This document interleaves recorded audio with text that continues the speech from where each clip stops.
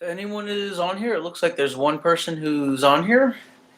The live virtual reading is going to start in the next 3 minutes. So just hold tight and we'll begin shortly. I'll just give you a preview of just the front. And it's the cover page.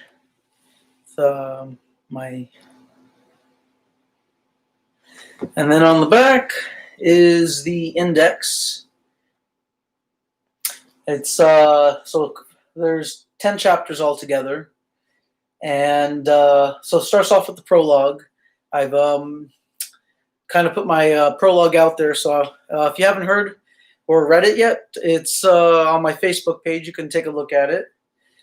In the meantime, I guess while we wait for a few more people to come on, I'll just let you know what the chapters are of the book.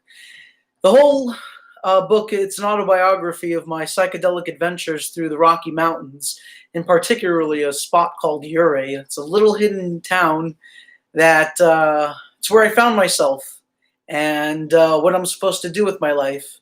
And it was the place where I took charge of my life. And I want to share my story with everyone because I think we desperately need adventure right now. And I think that Ouray is the place for everyone to go and bring the inner God out of them and take control of their life story. I think it's time that we get to the next stage of our existence, which is something more than what we are now. What we view as how we view apes is how the Superman would view us. So this whole chapter is based on the philosophy of Friedrich Nietzsche. I happened to stumble upon his teachings when I was going through a divorce, and long story short, it gave me the push forward to basically take control of my life story. And so looks like we have 1 more minute left. So chapter 5, it's an 11-page chapter, and it basically is one of my favorite chapters, I would say. Technically, number 6 is my favorite. I mean, I know I wrote it, so it's kind of weird to say, "Oh, what's my favorite chapter?" But I mean, I'm going to be honest. Like, I have a favorite chapter. It's 5. 6, I would say, is okay. 6 is my favorite, but 5 is second. That's what I mean to say. So it looks like it's 7 o'clock now. Looks like we're about to start. I might have to plug in my computer. I thought I charged it last night, but apparently not. So, hey, you live and you learn, right? Just give me 1 quick second. It should give some people more time to come in. And in the meantime, hold tight.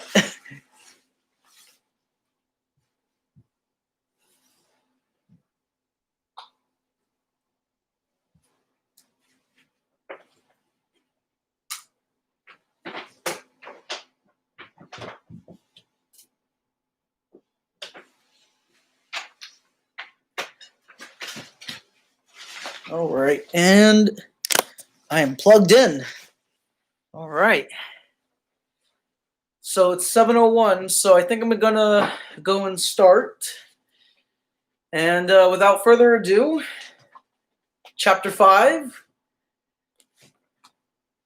The Superman.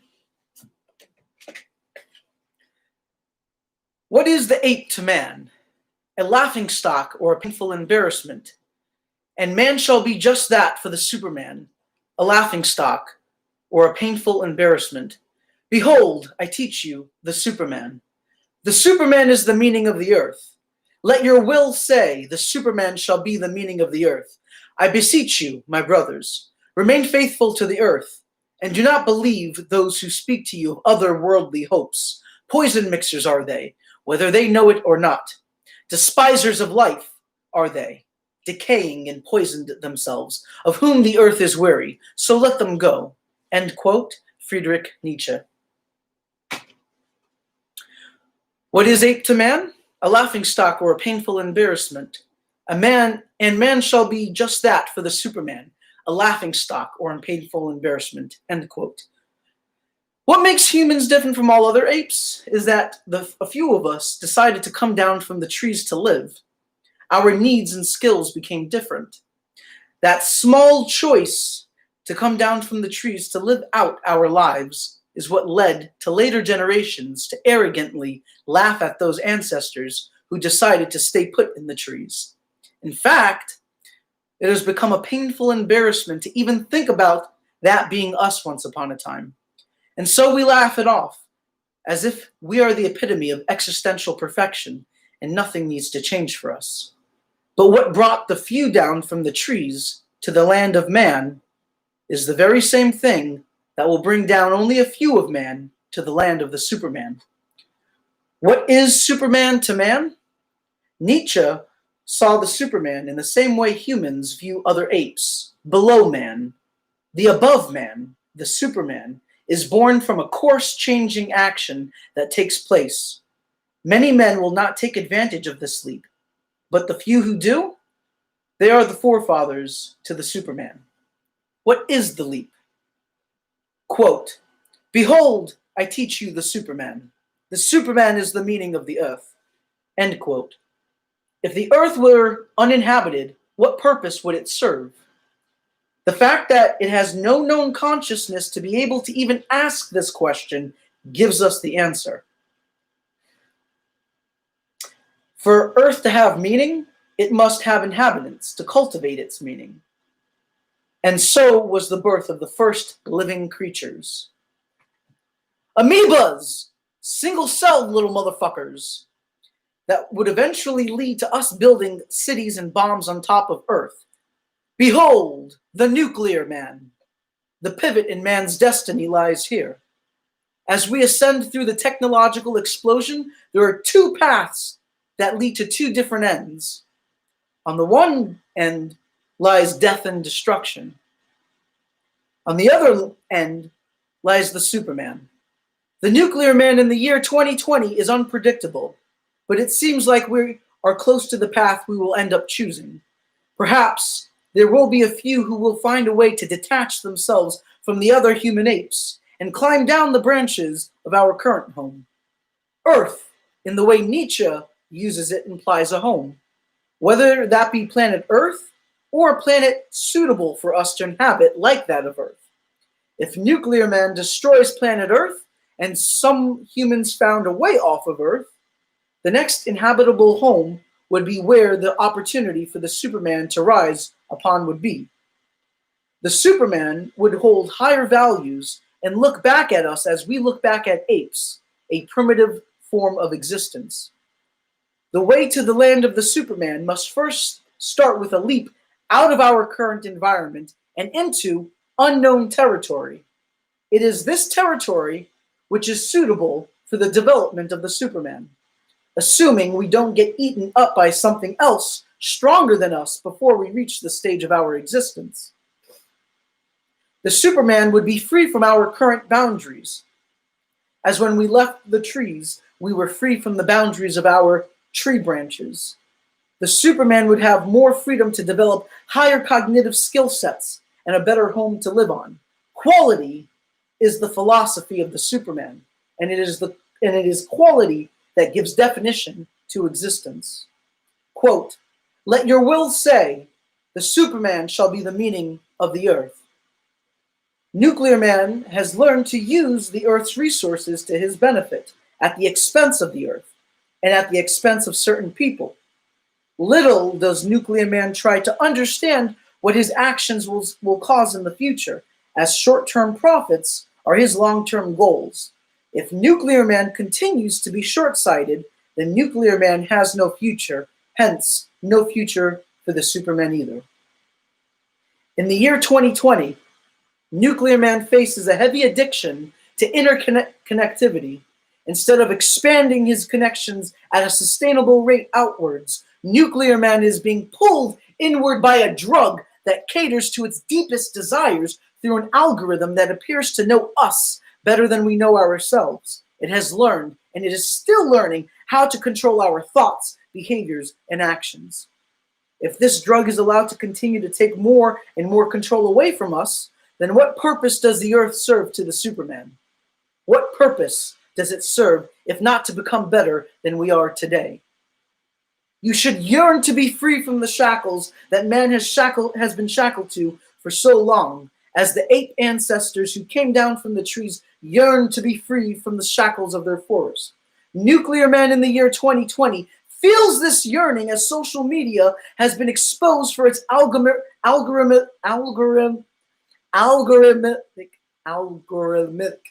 puppeteering in the polarized environment we are living in. While the digital world can be used to our benefit in the making of the Superman, it has and is being used to hold us back from reaching our greatest potential as supermen. Nuclear Man is his own worst enemy. He doesn't have to be, but he chooses to be. He has so much potential to explode into the Superman and fly off into greatness. But Nuclear Man, in the digital age, must first come to terms with how he is using the Earth's resources. Quote, I beseech you, my brothers, remain faithful to the Earth, and do not believe those who speak to you of otherworldly hopes. Poison mixers are they, whether they know it or not. Despisers of life are they, decaying and poisoned themselves, of whom the earth is weary, so let them go. Man fears his own death. He understands his own death is inevitable, yet he can't seem to fully come to terms with it. So he invents another world in which death does not exist. The more he invests in this imaginary world, the less investment he has in the world he actually lives in. The less time is used in making the best of his time while living here in this world. And so the manufactured imaginary worlds become their poison. Some know they are poison mixers and use it for short-term goals at the expense of other unaware poison mixers. But aware or unaware, poison mixers are not fans of this world, of what this world has to offer, and will descend into death and destruction of this world for imaginary worlds. Nietzsche gave 4 recommendations that he believed are the solutions to man's dilemma. Number 1, don't follow Christian herd morality. 2, own up to envy. 3, never drink alcohol. And 4, God is dead. The Christian herd mentality extends further than Christianity itself.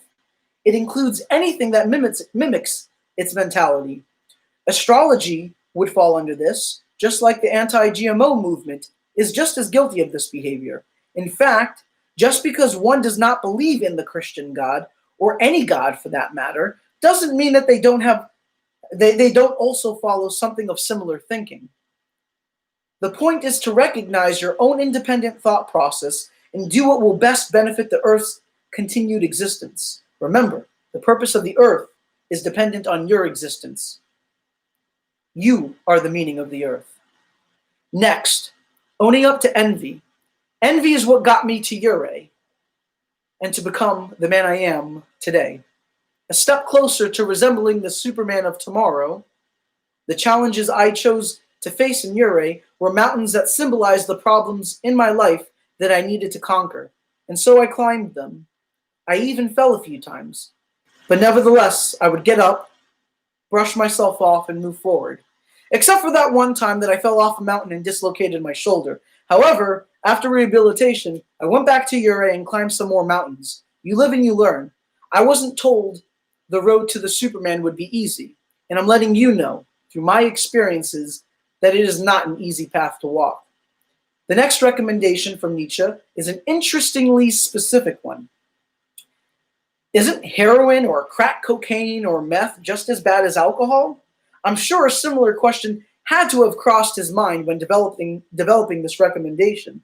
His reasoning behind alcohol specifically was that it numbs the mind and takes away from time from fulfilling your greatest potential. I am not aware of his thoughts on other drugs, but if he is against alcohol for its time-wasting effect, then wouldn't other drugs like heroin be included by default? And what about pot? Would that be included? I have written this entire book on the influence of pot and climbed mountains with joints stuck to my lips. I drove through the dangerous winding roads of the Rocky Mountains for hours and hours while smoking pot, and many of my best ideas were formed when on pot. So I believe pot is in a gray area. You could argue that it should be on the list of no-nos, but I would beg to differ and say it should be added onto the list of recommendations of things you should do to become the best version of yourself. And lastly, but certainly not least, God is dead. Simply put, replace religion with culture. The word culture shares room with the word cultivate and the word cult. Cult is what all three have in common, yet is the most despised out of all three of them. When people refer to cults, whether religious or political, they are referring to an unusual group of people who do unusual stuff. But isn't that how all religious and political groups usually, if not all the time, start off as?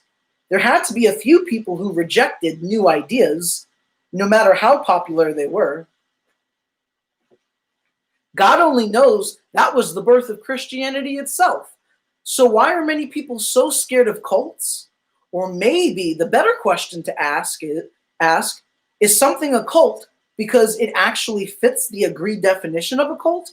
Or is it considered a cult because no one thought of labeling it something else instead? What if someone would have called a group of people who could easily be labeled a cult instead a fan base?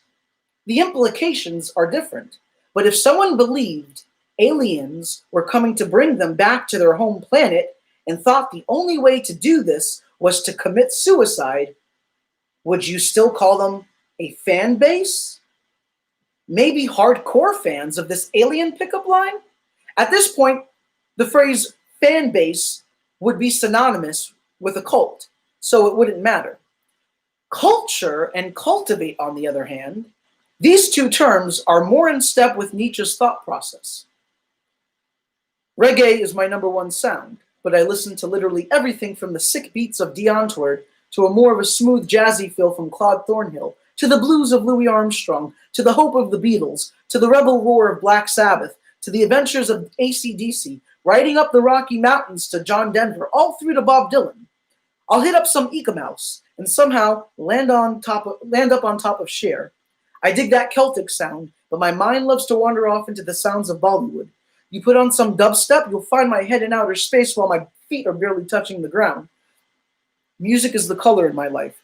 I have cultivated a palette of sounds that express my essence, that connect my essence to others' essence. When it comes to food, my favorite dish to make includes falafel with Greek salad and guacamole. I make a mean Greek salad and guacamole. Holy moly! The secret is in the fresh cilantro and shawarma seasoning. I have cultivated a culture that represents who I am amongst it all, and I didn't need an outside authority to tell me how to do so. Religion is known to do this. If we break down the word religion, it would be re and lig, reconnect. Obviously, there is a much deeper definition to religion than that, but that would be the basic definition in the English language. Like a cult, religion requires 7 requirements to be recognizable as a religion or cult: central story, rituals, central language, sacred items, sacred texts, a set of ethics, and belief in it all. That does not mean religion does not produce anything valuable. It just has to be filtered out from the religion itself and cultivated into your current beautiful mural that you designed to fit Nietzsche's recommendations. In the end, that's all these are: recommendations to become the best version you were meant to become. The earlier you learn to do what's in the best interest for the earth, the more time there will be to cultivate these qualities of the Superman. I remember when I was younger than 5 years old, living in Crown Heights in Brooklyn, New York. Rocky, my biological father, and I would watch Superman on an ugly-looking couch together. It's one of the very few good memories I have of him. It's the one thing that was mine and his. the one thing that truly connected us. When my siblings and I were taken away, I still had Superman. My comic books were my Bible. I envied Superman on so many levels, not just his powers, but what he stood for: hope. I wanted to be a symbol of hope for the downtrodden. I even would dress up with a towel over my shoulders and boxers over my head in hope that one day I would be strong enough to be the one that saves both the damsel in distress in one hand and the world on the other. As I aged, Superman matured. He became much more than hope.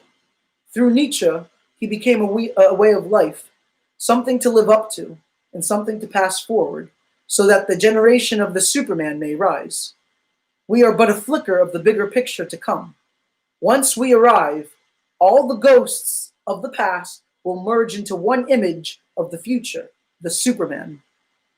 I don't see my generation achieving such a jump, but I do see more of us being forefathers to it all, more than what was in Nietzsche's generation, a generation of unowned up to envy herd followers drunkenly stumbling down a dullish, culturedless path towards death. In many ways similar to our generation, but today, as we merge with technology, information is moving faster than a speeding bullet. I believe it is the merging of us with the machines that will bring forth the dawn of the Superman. It is then that money, class, and state would theoretically cease to exist. There would be no need for those things in the age of the Superman. We would focus our attention to the stars, where we came from, and we would learn to be gods over our swirling ball of fire in the sky that was once our God. This is the future I see for humanity, a hopeful future. A little over a couple weeks into my separation with Heather, I somehow landed on the footsteps of Nietzsche's teachings. My friend Scotty invited me out to go bar hopping with him, along with his new girlfriend at the time, Stephanie. Christina, Heather, which was my ex-wife's name, Christina, Heather's best friend, that she has known since age 5, was there too. I thought it was a little weird that she came, being as she clearly knew that Heather and I separated yet again. But whatever. Maybe she just wanted to make sure that I was okay. To this day, it remains a mystery. We went from one bar to another, drinking and playing different games that each bar had. The final bar had beer pong. Christina was on my team. Since I brought her a drink earlier, she ended up buying me a Coke and putting some of her Crown Royal liquor she had stashed in her purse in there. I haven't been that drunk since I learned how to party like a Chabadnik, one of the fun groups of Orthodox Jews, and probably the most insane. I was so drunk out of my mind. Scotty was nice enough to let me sleep over his place. He gave me a blanket and a garbage can, in which I used for my stomach contents. I ended up leaving his house at 6 in the morning. I was incapacitated for the next day. I was a hot mess, and I never wanted to see another drink again. I wouldn't do so again after that, minus 2 events, but my new feelings of repulsion helped to use those times to solidify my Nietzscheist vow. I have Nietzsche to thank for that. It was his 4 recommendations on how to become the best version of myself that pushed me away from getting caught in the crippling grasp of alcohol. I wasn't a fan of it. I never was. I only did it to get altered, but I much preferred the mental bends of weed instead. For me, alcohol has only ever been used as a replacement for weed, or to complement it. It was never my go-to drug. However, it was for my biological father. He was an alcoholic, and a mean one at that too. Perhaps that plays a part in my lack of fondness for it. During the times where I was forced to stop smoking weed, alcohol unfortunately would be the next of kin. Over time, during these periods, I would begin to enjoy it, and even drink it on a more regular basis. Like after work, when I would normally smoke a bowl, I would instead open a bottle of beer. I was a bit scared that I would become like my birth father, and that Mary Jane was the only thing stopping me from becoming an alcoholic. Even though I have had a period of over a year of no smoking and no drinking because of my determination to succeed in paramedic school, nevertheless, there have been other times when it wasn't as easy to put my crutch down. Now that I'm divorced, because I can smoke freely, weed is not as much of a crutch. Puking my brains out at Scotty's and then stumbling on Nietzsche influenced me to eventually vow to never pick one up again, no matter what. Vowing to never touch alcohol again may have hurt my chances at getting second dates with people, and may have even made me look odd at parties, but to become the best version of myself outweighs any petty embarrassment I may get. They are pretty simple rules for me, especially the one that recommends to never drink alcohol. I chose to get high and ride my bike instead. I chose to stick to my eat-all-day diet and lose weight. I chose to keep my job to distract my attention away from the divorce. I chose to move away from everyone and live on the beach. I did all of these things instead of do what many do during and after a divorce: drink themselves into obliteration. I wanted to stay alive. I have contemplated death during this period, but it is death that puts life into perspective. In fact, if it weren't for death, I may not have found my way to Ouray. My envy for Art's trip to the cannabis convention in Denver had laid the pathway for the calling to travel to Colorado. My original plans were to stay in Montrose. I bought an Airbnb and soon after learned that the house was connected to a funeral parlor. A funeral parlor! I know I felt like I was dead inside at the time, but not dead enough to sleep with death himself. It was starting to eat away at me, so I decided to look elsewhere. I looked in Kush Tour magazine for places with great pot, and there it was, an ad for Ouray Main Street Inn.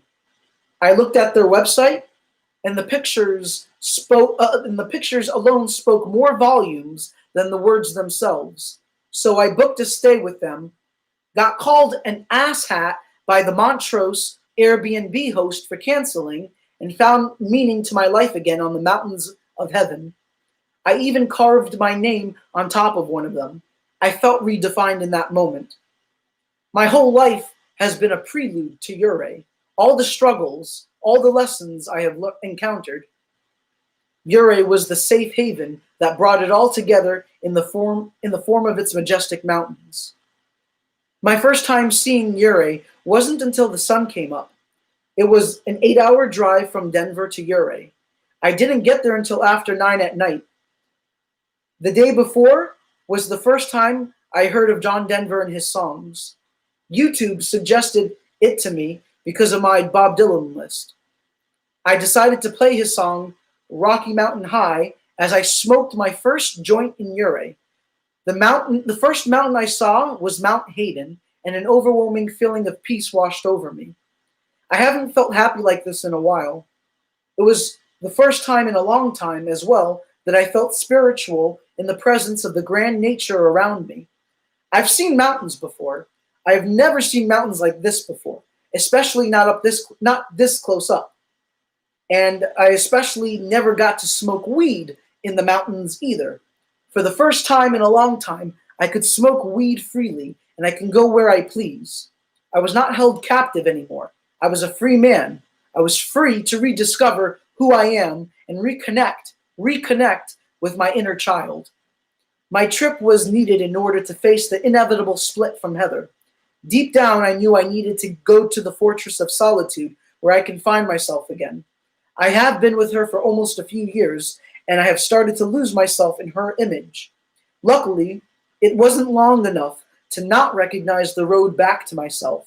So when I found myself again, I came back down from the mountains as a fresh spirit, a spirit with purpose, a spirit of greater value, the spirit of the Superman. And that, my friends, is the end of chapter 5. I hope you guys enjoyed it. I will try to do a live virtual reading like this every Sunday at 7. So catch me every Sunday. And don't forget to check out therabbitholeexpress.com and check it out if you like it and you think it speaks to you. You can purchase the book for only $9.99. And if you like the book, you can also book an interactive ebook adventure and go exploring the mountains of Ure with me and take control of your life story, face your fears while getting high and climbing mountains. It's going to be fun. So everyone, check out therabbitholeexpress.com. I love you. Mwah, mwah, mwah, mwah. Okay, how do I shut this thing off? End street.